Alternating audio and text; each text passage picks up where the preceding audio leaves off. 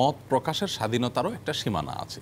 নিশ্চয়ই বাংলাদেশ রাষ্ট্রের অস্তিত্বকে যদি কেউ অস্বীকার করে তাহলে সেখানে আমরা মত প্রকাশের স্বাধীনতা দিব না।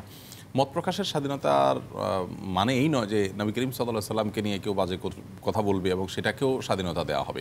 নিশ্চয়ই এটা একটা লিমিটেশন আছে, কিন্তু এর বাইরে যে জেনারেল মত প্রকাশ আছে, রাজনৈতিক ইস্যুতে মত প্রকাশ, ধর্মীয় ব্যাখ্যার ক্ষেত্রে মত প্রকাশ, এই যত যাবতীয় বিষয় আছে যেগুলো নিয়ে সমাজে আজকাল আমরা অনেক বেশি অস্থিরতা বা বিশৃঙ্খলা দেখতে পাই, সে বিষয়গুলোতে আসলে ইসলাম আমাদেরকে যথেষ্ট উদার হতে বলে।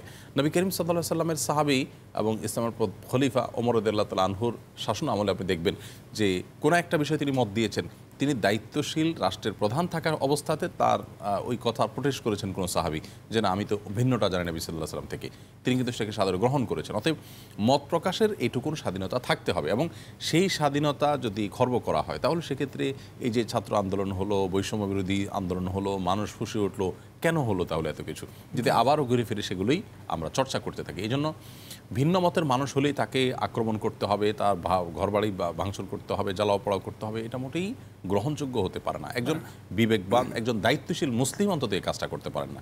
এই জন্য আমাদের সবাইকে যার যার জায়গা থেকে দায়িত্বশীল হতে হবে। আমরা কদিন আগে শুনছি যে যদিও বিচ্ছিন্ন দু একটা ঘটনা ঘটেছে, মাজার ভাঙা হয়েছে, তার আগে শুনেছি মন্দির কেউ ইয়ে করে, যদিও বিচ্ছিন্ন ঘটনা, কিন্তু সেটার বিরুদ্ধে ওলামায়ে কেরাম সোচ্চার ছিলেন, আমরা সোচ্চার আছি। কোনো অবস্থাতে এগুলো গ্রহণযোগ্য না। আইন হাতে তুলে যেই নেক, যে পরিচয় থাকুক না কেন, তাকে বরং আইনের হাতে সোপর্দ করে উপযুক্ত শাস্তি নিশ্চিত করতে হবে, তারপর সামাজিক সুশৃঙ্খলা ফিরে আসবে।